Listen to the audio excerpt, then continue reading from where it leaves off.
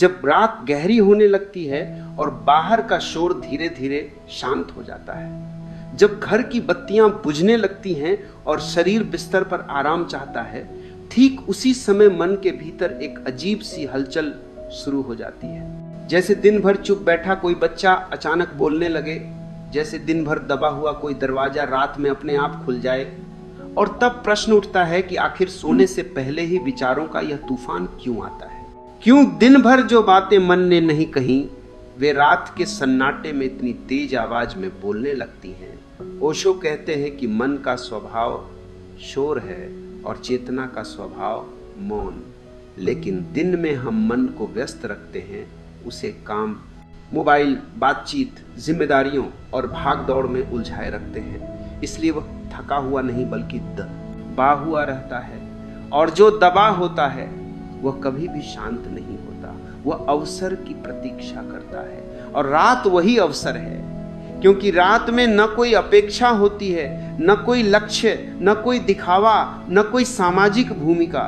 और जैसे ही आप बिस्तर पर लेटते हैं, मन पहली बार स्वतंत्र होता है और वही स्वतंत्रता उसके भीतर छिपे सारे विचारों, इच्छाओं, डर, पछतावे और कल्पनाओं को बाहर ले आती है। इसलिए यह मत समझिए कि रात का विचारों का तूफान कोई बीमारी है। यह तो इस बात का संकेत है कि दिन भर आपने मन को सुना ही नहीं, आपने केवल उसे चलाया है। और जो सुना नहीं जाता वह चिल्लाकर अपनी बात कहता है। ओशो कहते हैं कि नींद मन के लिए सबसे बड़ा खतरा है, क्योंकि नींद में मैं नहीं रहता, अहंकार नहीं रहता, नियंत्रण नहीं रहता। और मन को अस्तित्व तभी तक मिलता है जब तक आप जागते हुए उससे जुड़े रहते हैं। इसलिए जैसे ही नींद आने लगती है, मन आखिरी प्रयास करता है। वह कहता है अभी मत सो, यह सोच लो, वह याद कर लो, भविष्य का यह दृश्य बना लो, अतीत की वह घटना फिर से जी लो। और आप सोचते हैं कि यह सब अपने आप हो रहा है, लेकिन वास्तव में यह मन की आखिरी चाल है, क्योंकि नींद में वह मर जाता है। और हर चीज जो मरने वाली होती है वह अंतिम क्षणों में सबसे ज्यादा संघर्ष करती है।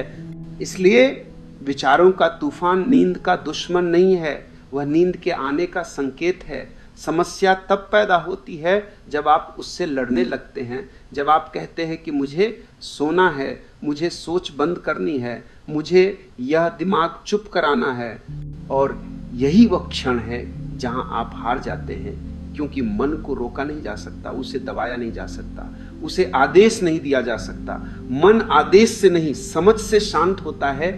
ओशो कहते हैं कि जो व्यक्ति सोच को रोकने की कोशिश करता है वह उसी को ऊर्जा देता है, क्योंकि ध्यान वहीं जाता है जहां संघर्ष होता है। इसलिए समाधान ये नहीं है कि विचारों को रोको, समाधान ये है कि उनसे दूरी बना लो।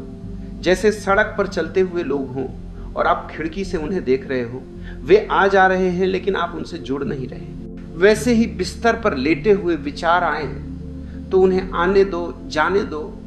बस यह जानो कि यह विचार है, मैं नहीं हूं, यह सोच है, मैं नहीं हूं। धीरे धीरे यह पहचान बनती है कि विचार मेरे भीतर हैं लेकिन मैं विचार नहीं। और जैसे ही यह दूरी बनती है, विचार अपनी शक्ति खो देते हैं, क्योंकि उनकी शक्ति आपकी पहचान से आती है।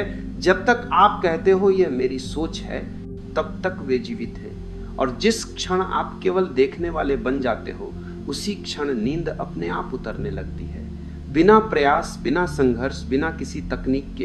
क्योंकि नींद कोई क्रिया नहीं है, वह तो एक घटना है। और घटनाएं तभी घटती हैं जब आप रास्ते से हट जाते हैं। ओशो कहते हैं कि नींद उसी को आती है जो जागने को छोड़ देता है।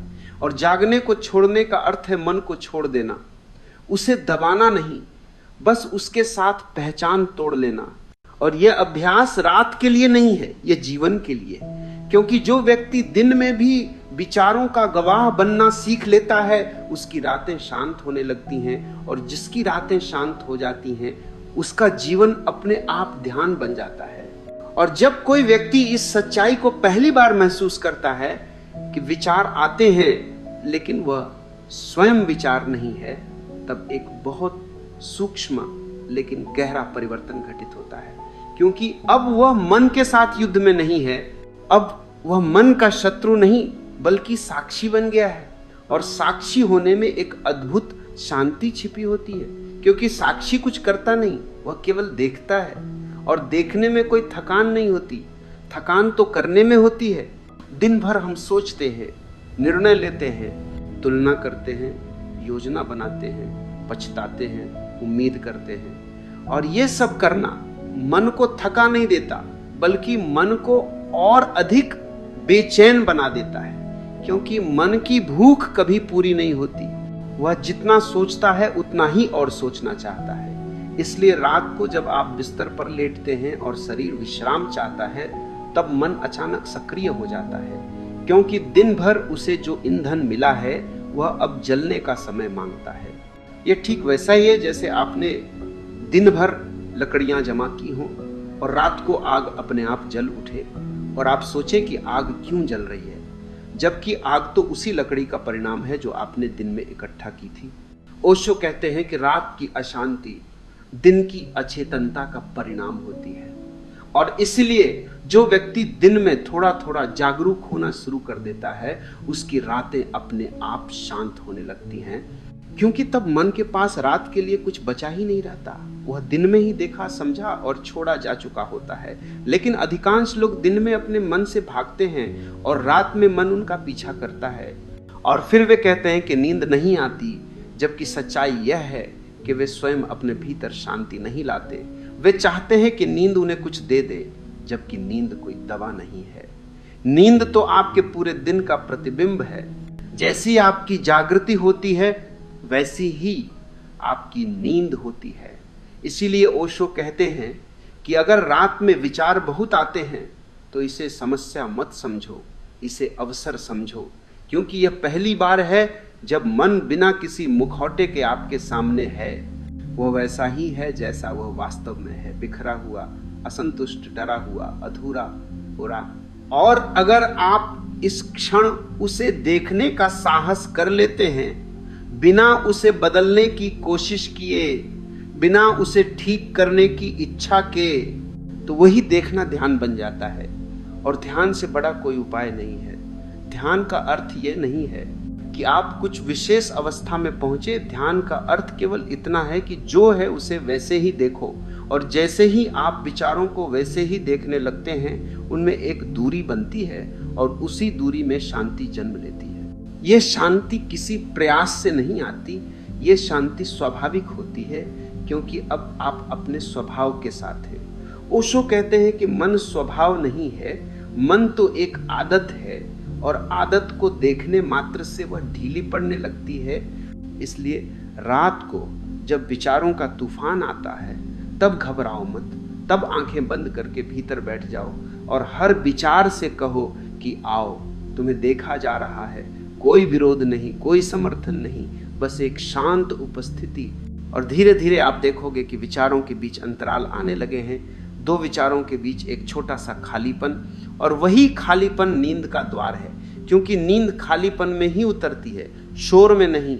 और अगर आप उस खालीपन को पकड़ने की कोशिश करोगे तो वो भाग जाएगा, क्योंकि पकड़ना फिर से मन की क्रिया है। इसलिए केवल उपस्थित रहो, खालीपन अपने आप गहराता जाएगा। और फिर एक क्षण आएगा जब आप यह भी नहीं जानोगे कि आप सो रहे हो या जाग रहे हो, और वही क्षण सबसे सुंदर होता है, क्योंकि वही क्षण अहंकार की सीमा है, उसके आगे कोई मैं नहीं जाता, और जो उस सीमा को रोज रोज छूने लगता है उसका जीवन धीरे धीरे बदलने लगता है, क्योंकि तब वह जान जाता है कि शांति बाहर से नहीं आती, न किसी उपाय से, न किसी मंत्र से, न किसी दवा से। शांति तो भीतर से प्रकट होती है जब संघर्ष समाप्त हो जाता है, और संघर्ष समाप्त होता है देखने से, न कि लड़ने से। इसलिए ओशो कहते हैं कि रात को नींद की चिंता मत करो, रात को केवल सचेत होने की तैयारी करो, और अगर नींद आ जाए तो अच्छा, और अगर न आए तो उससे भी अच्छा, क्योंकि तब तुम्हें अपने मन को जानने का अवसर मिल रहा है। और जो अपने मन को जान लेता है उसे नींद की कोई आवश्यकता नहीं रहती, क्योंकि उसका जीवन ही विश्राम बन जाता है। और धीरे धीरे जब ये समझ भीतर उतरने लगती है कि विचारों से लड़ना नहीं है, केवल उन्हें देखना है, तब मन के साथ आपका रिश्ता बदलने लगता है। पहले जहां मन मालिक था और आप गुलाम अब वहां मन केवल एक उपकरण बन जाता है और आप उसके स्वामी हो जाते हैं। लेकिन यह स्वामित्व किसी नियंत्रण से नहीं आता, यह स्वामित्व जागरूकता से आता है, क्योंकि जो जागरूक है वही स्वतंत्र है और जो अचेतन है वही बंधा हुआ है। ओशो कहते हैं कि मन की सारी शक्ति आपकी बेहोशी से आती है। जैसे ही आप होश में आते हैं मन कमजोर पड़ने लगता है। इसलिए रात को जब आप बिस्तर पर लेटे होते हैं और विचारों का सैलाब आता है, तब ये एक परीक्षा नहीं बल्कि एक निमंत्रण है। यह अस्तित्व की तरफ से दिया गया अवसर है कि अब तुम स्वयं को पहचानो। क्योंकि दिन में तुम दूसरों के लिए जीते हो, भूमिकाओं के लिए जीते हो, अपेक्षाओं के लिए जीते हो, लेकिन रात में कोई अपेक्षा नहीं होती, कोई भूमिका नहीं होती। वहां केवल तुम होते हो और तुम्हारा मन। और अगर तुम उस क्षण ईमानदारी से देख सको कि मन क्या क्या कह रहा है, तो तुम पहली बार अपने भीतर छिपे डर, लालसा, अधूरे सपने और दबे हुए आक्रोश को पहचान पाओगे। और पहचान ही मुक्ति की पहली सीढ़ी है, क्योंकि जिसे तुम पहचान लेते हो वह तुम पर शासन नहीं कर सकता। इसलिए ओशो कहते हैं कि आत्मज्ञान किसी पहाड़ पर जाकर नहीं होता, वह तो रोज रात बिस्तर पर होता है। जब तुम जागते हुए सोने की कला सीखते हो, और यह कला बहुत सूक्ष्म है, इसमें कोई तकनीक नहीं, कोई प्रयास नहीं, कोई विधि नहीं, बस एक सरल सा भाव है कि जो भी हो रहा है उसे होने दो और स्वयं को उससे अलग मत समझो, बल्कि उसमें डूबो भी नहीं। यह बीच का रास्ता ही ध्यान है, और यही बीच का रास्ता जीवन का भी रहस्य ये है। क्योंकि जीवन में भी दुख तब आता है जब तुम या तो चीजों से भागते हो या उनमें डूब जाते हो, और सुख तब आता है जब तुम उनके बीच खड़े होकर उन्हें देखते हो। इसलिए जो व्यक्ति रात को विचारों को देखने का अभ्यास करता है, वह दिन में भी जीवन को देखने लगता है। वह घटनाओं में बहता नहीं, वह प्रतिक्रियाओं में नहीं उलझता, वह धीरे धीरे एक शांत केंद्र में स्थिर होने लगता है। और वही केंद्र असली नींद है, क्योंकि नींद शरीर की नहीं, चेतना की विश्राम अवस्था है। और अगर चेतना दिन में ही विश्राम में रहने लगे तो रात को नींद एक स्वाभाविक घटना बन जाती है। ओशो कहते हैं कि ध्यान का सबसे बड़ा लाभ ये नहीं है कि तुम्हें शांति मिलती है, बल्कि ये है कि तुम शांति को खो नहीं सकते, क्योंकि अब वह तुम्हारा स्वभाव बन जाती है। और जब शांति स्वभाव बन जाती है तब विचार आते हैं लेकिन परेशान नहीं करते। जैसे समुद्र में लहरें आती हैं लेकिन गहराई शांत रहती है, वैसे ही तुम्हारे भीतर भी ऊपर विचारों की हलचल हो सकती है, लेकिन भीतर गहराई में एक मौन बना रहता है, और वही मौन तुम्हें नींद में भी सहारा देता है। क्योंकि तब नींद कोई संघर्ष नहीं होती, वह एक सहज बहाव होती है।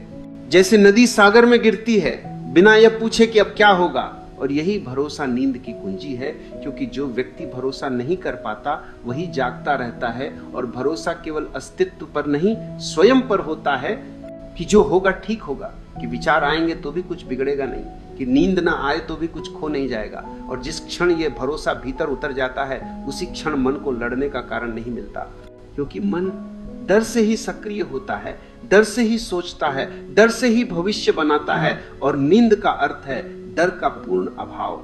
इसलिए जो व्यक्ति रात को अपने डर को देख लेता है उसकी नींद अपने आप गहरी होने लगती है, और धीरे धीरे वह यह भी अनुभव करता है कि नींद और जागरण के बीच की सीमा धुंधली हो रही है, क्योंकि अब वह जागते हुए भी सोया हुआ है और सोते हुए भी जागा हुआ है। और यही अवस्था ओशो ध्यान की अवस्था कहते हैं, जहां जीवन बोझ नहीं रहता, जहां अस्तित्व के साथ संघर्ष समाप्त हो जाता है, और जहां हर रात एक मृत्यु नहीं बल्कि एक विश्राम बन जाती है, और हर सुबह एक जन्म नहीं बल्कि एक निरंतरता लगने लगती है। और तब जीवन और नींद दो अलग अलग चीजें नहीं रह जाती, वे एक ही धारा के दो किनारे बन जाते हैं। और जैसे जैसे यह अनुभव गहराता जाता है वैसे वैसे एक और बात बहुत स्पष्ट होने लगती है कि मन वास्तव में कभी वर्तमान में नहीं रहता। वह या तो बीते हुए कल में भटकता है या आने वाले कल की कल्पनाओं में उलझा रहता है। और रात का समय उसके लिए सबसे उपजाऊ होता है, क्योंकि तब बाहर कुछ भी घट नहीं रहा होता, और जब बाहर कुछ नहीं घटता तो मन भीतर की फिल्म चलाने लगता है। वह पुराने संवाद दोहराता है, अधूरी बातों को पूरा करता है, ऐसे जवाब गढ़ता है जो कभी दिए नहीं जा सके। और ऐसे भविष्य रचता है जो शायद कभी आएंगे भी नहीं। और आप सोचते हैं कि यह सब अपने आप हो रहा है, लेकिन गहराई से देखें तो यह मन की आदत है, क्योंकि मन को वर्तमान से डर लगता है। वर्तमान में तो केवल मौन है और मौन में मन टिक नहीं पाता, इसलिए वह समय की यात्रा करता रहता है। और नींद आने से ठीक पहले यह यात्रा और तेज हो जाती है, क्योंकि जैसे ही शरीर ढीला पड़ता है मन को लगता है कि अब उसका नियंत्रण जा रहा है, इसलिए वह और जोर से पकड़ बनाने की कोशिश करता है। वो कहता है अभी इस बारे में सोच लो, अभी उस बात का समाधान कर लो, अभी भविष्य को सुरक्षित कर लो। और आप अगर ईमानदारी से देखें तो पाएंगे कि इन विचारों में से किसी का भी समाधान रात में नहीं निकलता। वे केवल ऊर्जा चूसते हैं, और यही कारण है कि सुबह उठते ही व्यक्ति थका हुआ महसूस करता है, जबकि उसने कुछ किया ही नहीं, केवल सोचा है। ओशो कहते हैं कि सोचना भी एक कर्म है, और कभी कभी ये सबसे थका देने वाला कर्म होता है, क्योंकि इसमें कोई विश्राम नहीं होता।